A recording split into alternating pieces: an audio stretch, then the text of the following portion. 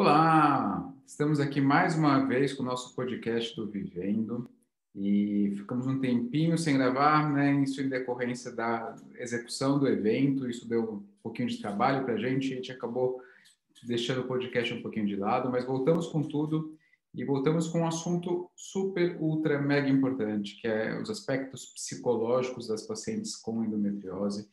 E hoje eu estou aqui com a Lilian Donati, ela é psicóloga, especialista em endometriose, especialista em terapia cognitiva.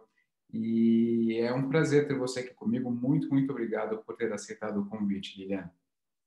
Oi, Patrick, muito obrigada. É uma honra estar aqui, um prazer enorme poder falar desse assunto, que a gente sabe que é um assunto tão importante, né? E que muita gente tem dúvida, muita gente não tem acesso, às vezes, a um processo de psicoterapia.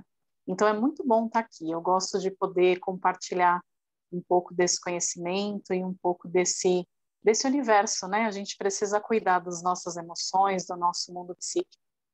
Sem dúvida, sem dúvida. E é muito engraçado que a endometriose ela ainda é vista como uma doença do ginecologista, né? E é uma coisa que a gente fica tentando desmistificar, né? Porque assim, tudo bem, a paciente chega pelo ginecologista, a doença é feita um diagnóstico, na maior parte das vezes, pelo ginecologista, mas ela não é uma doença do ginecologista, ela é muito mais ampla do que isso, né? E é uma coisa que, assim, infelizmente, as pessoas ainda menosprezam é todo o como a paciente está se sentindo, né? Todos esses efeitos, tudo isso ainda são infelizmente menosprezados. Às vezes fala que é mãe, às vezes fala que é mimimi, e, né? E assim, sentir dor não é fácil, né? Então, eu queria que você começasse um pouquinho falando sobre isso, Liliana. É exatamente isso, é perfeito, né? A endometriose, ela não é uma doença só ginecológica, né? Ela tem todo um efeito e a gente sabe, a gente observa isso clinicamente em consultório, a gente percebe o quanto a endometriose afeta vários campos da vida da mulher, né? Então, desde um relacionamento interpessoal, a dificuldade, às vezes, dentro do casamento, a dificuldade conjugal, sexual, questões profissionais, questões físicas mesmo, né? Às vezes a limitação física pela dor. Então, são muitos aspectos que a gente precisa considerar e levar em conta. Então, quando a gente recebe uma mulher que tem endometriose, tudo isso precisa ser olhado.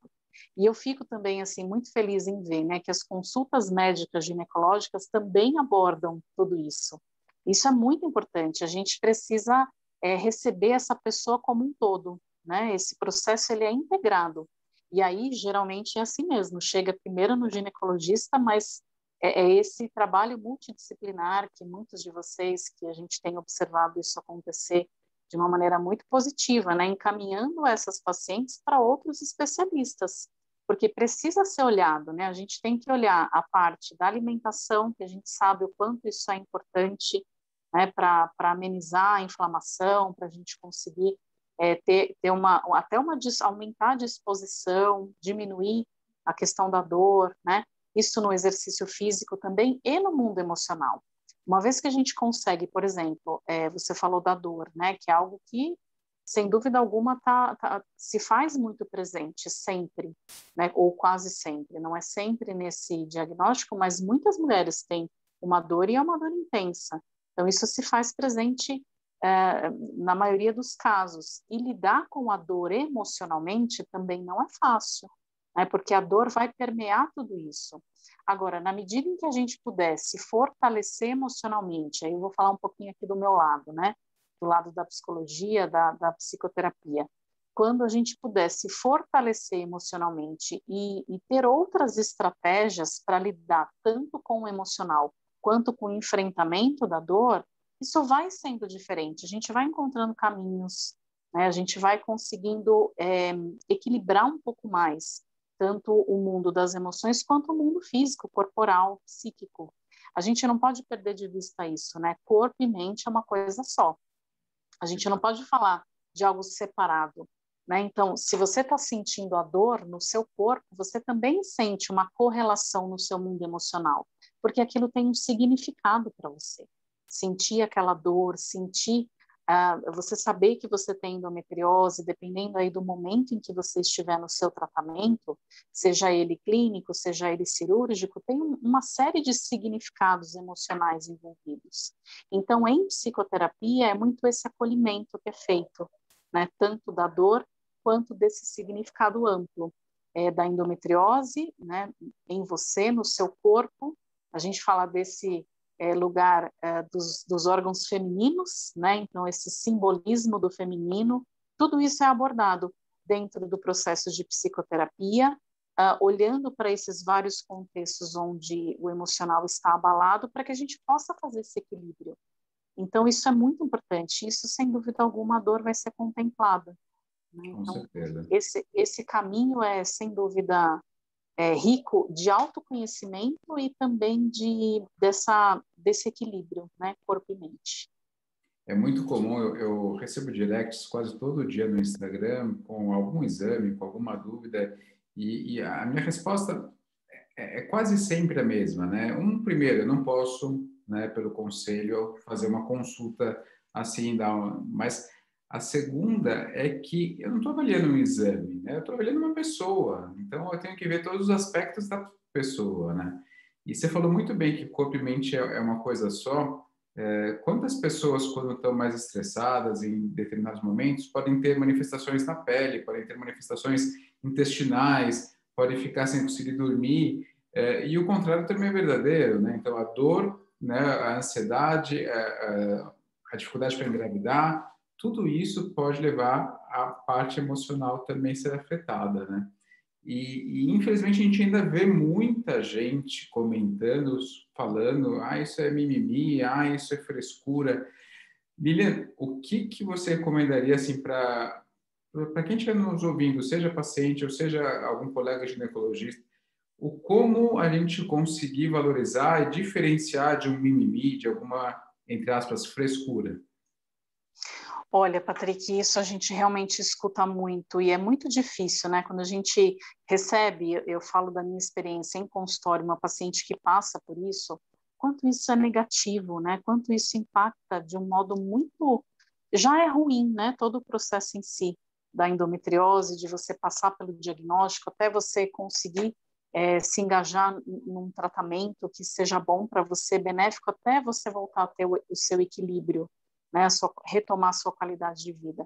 Então, esse processo já é difícil, né? Falando para os profissionais da área de saúde, já é tão difícil. Imagina essa pessoa chegar no seu consultório e não ser ouvida, não ser acolhida nesse contexto completo, né? Não ser olhada como alguém que está sofrendo.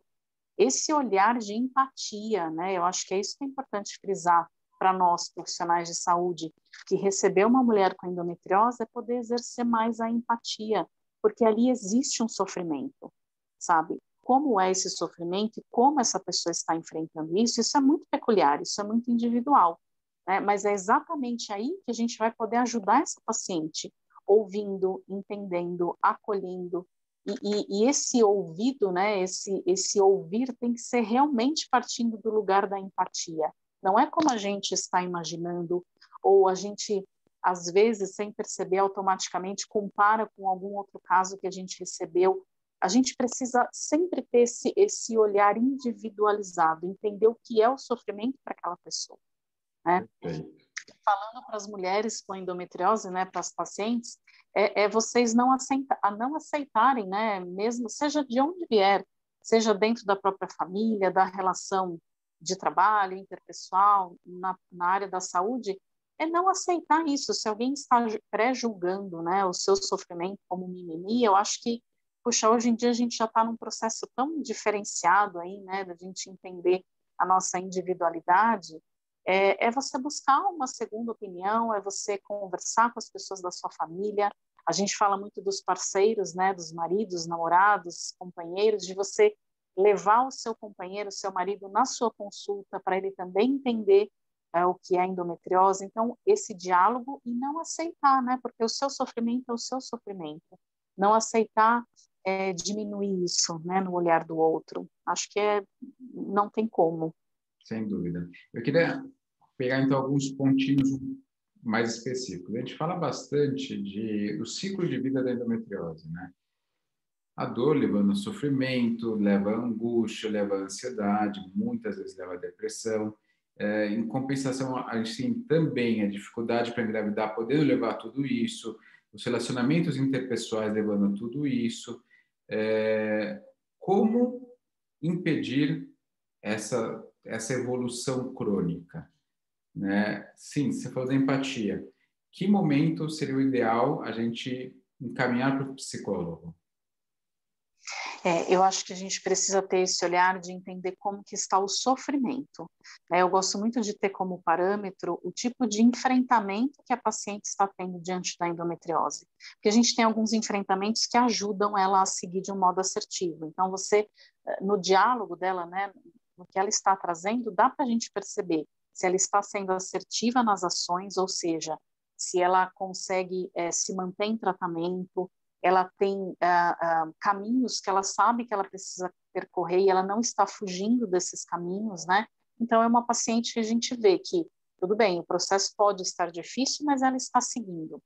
Agora, existem outros tipos de enfrentamento que são mais negativos, onde o sofrimento é mais intensificado, a paciente se sente realmente, ela está um pouco mais no processo já depressivo ou ansioso, e é aí que a gente precisa perceber. Eu acho que uma grande dica para nós, né, da área da saúde, é entender se ela está em fuga, em evitação de algum ponto do tratamento dela, né? Ela pode estar com medo, ela pode estar com dúvidas, né? E aí ela não consegue seguir em frente. E esse sofrimento psíquico é aí que é o ponto onde a gente precisa realmente encaminhar, seja para psicoterapia ou, dependendo de outra condição da paciente, com outros profissionais de outras áreas que pode amenizar, né? Às vezes a fisioterapia pélvica ameniza muito um sofrimento relacionado à dor ou atividade sexual, né? Enfim, a gente precisa ouvir qual é o sintoma, né? Qual é o momento em que aquela pessoa está, para poder fazer esse encaminhamento e ela se sentir assistida, acolhida, né? Outro dia tive uma paciente aqui, que era uma paciente jovem, tinha 20 anos, tem 20 anos, e ela veio com a mãe. E elas estavam relatando que as dores delas sempre ocorreram, desde a menarca, desde a primeira menstruação, sempre teve muitas dores, foi algumas vezes até pronto-socorro e tal, mas muitas vezes ela estava com dor e ela não queria ir para a escola. E aí a mãe ficava naquela dúvida de saber se realmente ela não estava querendo ir para a escola porque ela estava com dor, ou ela não estava querendo ir para a escola porque era uma adolescente que não queria ir para a escola, que estava dando alguma desculpa.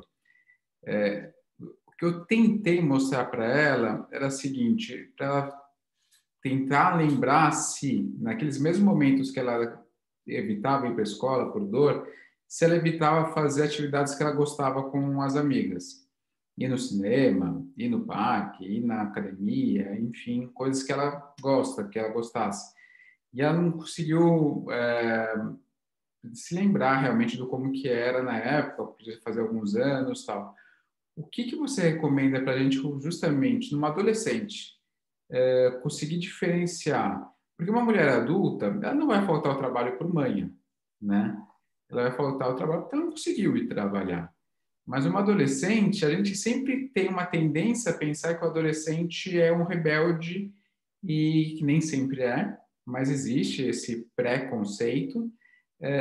Como a gente conseguir diferenciar, então? Eu acho que a gente tem que ter realmente assim esse diálogo muito aberto e franco, né? Essa orientação aqui em psicoterapia a gente fala muito da orientação dos pais, né? Eu acho que o ginecologista, vocês também conseguem ter essa orientação do tipo de diálogo que se tem com essa adolescente, porque de fato pode ser uma coisa muito difícil, diferente para ela, né? E ela realmente pode estar com dificuldade. Esse diálogo, se com os pais, com a mãe, não for suficiente, eu acho que a gente pode abrir para tentar conversar com a escola, com uma amiga próxima, né?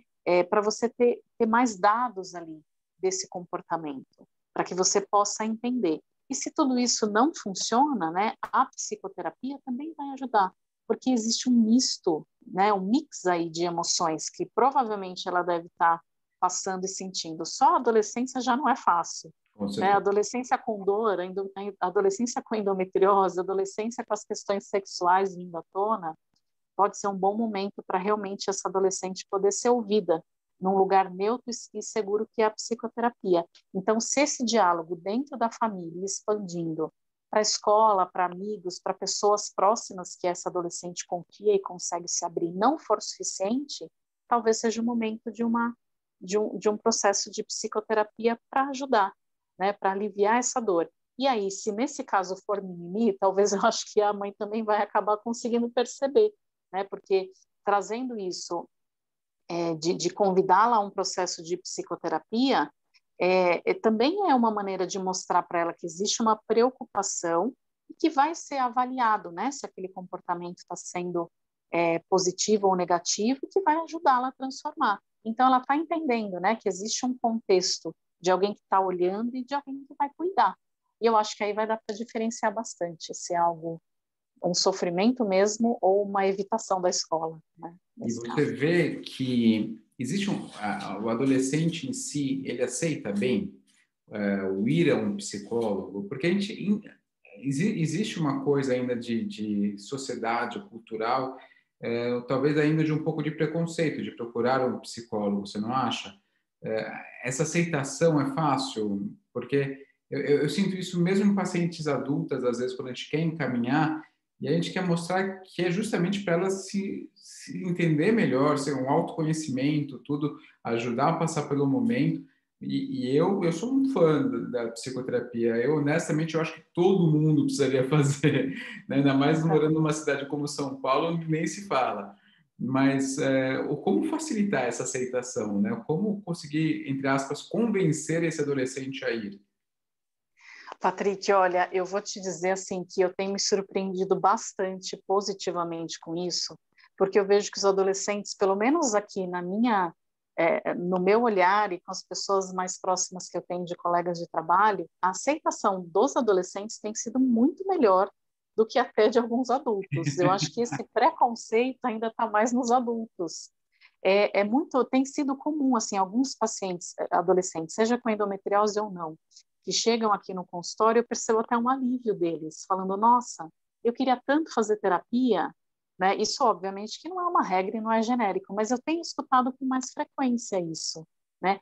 Um ou outro adolescente que às vezes tem, talvez, um pouco mais de comprometimento na parte emocional, ou nessa questão das relações sociais, né? Se nenhum amigo faz terapia, aí talvez seja num campo mais difícil. Mas a gente vê que bom, né? Que a psicoterapia dentro dos jovens tem sido mais comum, mais frequente. Eles entendem que é importante cuidar das emoções. Uma coisa que eu tenho visto, assim, até nos mais novos, as escolas, muitas escolas hoje fazem um trabalho de uma educação socioemocional, né? E eu acho que, então, desde pequenininho, eles estão crescendo com um entendimento diferente do que é cuidar das emoções. Então, eu tenho me surpreendido muito positivamente com essa aceitação. Casos ou outros que a gente precisa manejar de um outro modo, né? Mas tem sido, eu vejo mais preconceito nos adultos. Bom, isso indica uma mudança que estamos tendo, e eu acho É, fantástico isso, né? sim, sim. Isso É é uma muito, evolução da mentalidade, né? sem dúvida, sem dúvida. Acho que isso É, é muito bom. A gente vê outros países com uma aceitação muito maior, de um modo geral. sim, Nos Estados Unidos é bastante comum, né? Eu lembro de seriados de quando eu era criança, tipo Mad About You, que falava sobre terapia o tempo inteiro, e a gente sim, imagina, mas ninguém faz terapia aqui no Brasil, né? Então, como assim?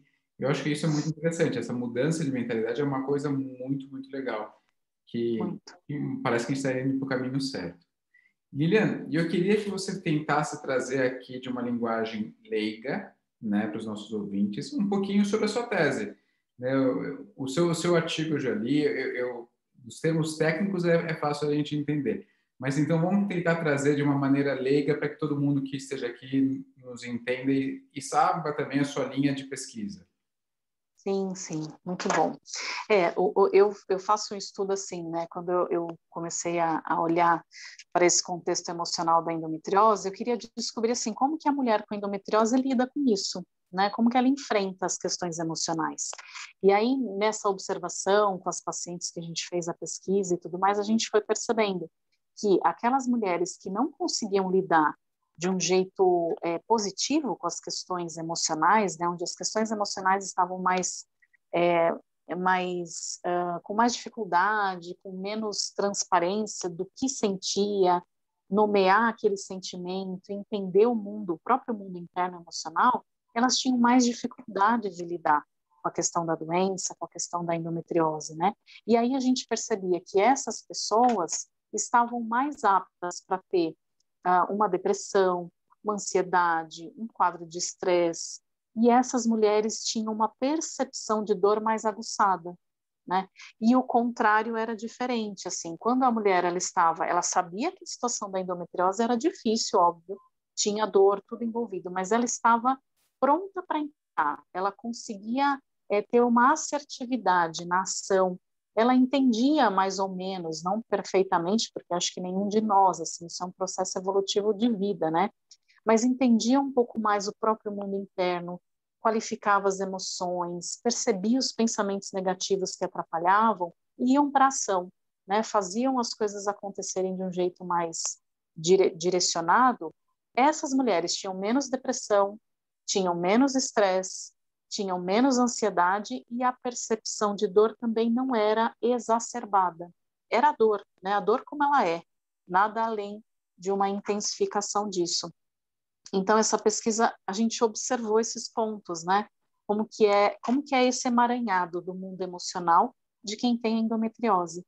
E aquilo que é muito importante, assim, né? Eu fui surpreendida positivamente também com o resultado de que a maioria das mulheres com endometriose, dessa pesquisa que eu fiz, a maioria delas tinha um enfrentamento positivo, que é essa assertividade que eu estou contando para vocês, né? Então, isso foi muito interessante, porque realmente desmistifica esse olhar, você falou agora há pouco do mimimi, né? Esse olhar de que muitas mulheres são julgadas por esse lado de não saber enfrentar, de ser sensível demais e tudo mais. E não, a maioria das mulheres tinha um enfrentamento super assertivo, né? Então isso foi muito importante, muito bom de perceber. Eu acho que realmente a dor vai moldando a gente, né? A gente vai se transformando e parece que é isso realmente que acontece. Agora, quando a gente não está com o nosso mundo emocional equilibrado, essa dor vai por esse caminho mais difícil, né? E aí realmente a gente vai se desequilibrando, por isso que fica mais propenso para essas questões da ansiedade e do estresse, né? Então foram achados muito interessantes assim que a gente teve nessa pesquisa. Perfeito. Lilian, daria para a gente ficar conversando horas e horas aqui sobre o tema, né? A conversa vai fluindo, simplesmente, né? Vai. É muito gostoso. Mas antes de encerrar aqui, eu queria que você fizesse algumas considerações finais, então, sobre esses aspectos psicoterápicos na endometriose. Tá, realmente, né, falar disso, se deixar, a gente vai falando mesmo, ainda mais a gente que gosta, né, do assunto e de cuidar do próximo, do outro, realmente foi. O que eu posso dizer, assim, você estava falando sobre essa questão do preconceito com a psicoterapia e realmente, né, como a gente estava dizendo, das pessoas mais velhas, isso às vezes acontece, né, as pessoas mais adultas, né, como nós, enfim. Então, eu acho que o que vale colocar é não fique em sofrimento sozinho, sozinha, né, porque esse caminho pode ser abreviado. Quando você tem alguém que te dá a mão e te ajuda a entender o seu mundo emocional, esse sofrimento, ele vai se transformar de um modo benéfico para o seu autoconhecimento, né? Então, não fique em sofrimento sozinho. Se você se percebe nessa porcentagem dessas mulheres que a gente estava falando, que estão mais sensíveis emocionalmente, sofrendo, né, nesse lado de depressão, de ansiedade, de estresse, procura ajuda. Porque a psicoterapia tem várias técnicas que te direciona, que te mostra, que te ensina a perceber. E a terapia cognitivo-comportamental, ela é muito interessante nesse sentido, porque ela é focal, ela é direcionada, né? Em algumas sessões, isso não é uma regra, isso não é prometendo resultado, né? Mas assim, em algumas sessões você já consegue perceber algumas questões do seu mundo interno que te ajudam a se fortalecer. E passo a passo, dentro do processo, dentro de algumas estratégias é possível sim, né, transformar, você consegue caminhar de um modo muito mais benéfico na sua qualidade de vida e no seu equilíbrio emocional. Então não sofra, é isso que eu faça uma avaliação. Às vezes, você vem para a psicoterapia e você não vai precisar ficar no processo. Algumas orientações você consegue já se fortalecer. Então, eu acho que é isso. Acho que essa é a principal mensagem que eu queria deixar. Maravilha, maravilha. Eu queria agradecer demais a sua participação aqui com a gente. Já fica convite para novas participações. E eu acho que é bem isso que a gente tem que deixar de recado aqui para a gente encerrar. Empatia, né? Nos colocarmos na posição do outro para tentar sentir aquilo que ele está sentindo, tentar compreender um pouquinho melhor. E o segundo, sem dúvida, não sofra sozinho, né? Não tem por que acontecer isso.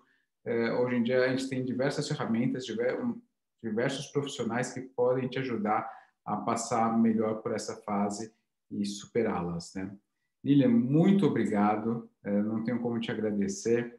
E, mais uma vez, te falo, fica o convite para mais participações. Muito obrigada, Patrick. É um prazer enorme estar aqui. Já está aceito. Próximos podcasts pode me chamar que a gente vai continuar conversando, sem dúvida alguma. Muito obrigada. Um prazer enorme falar com vocês. Obrigado. Tchau, tchau. Tchau.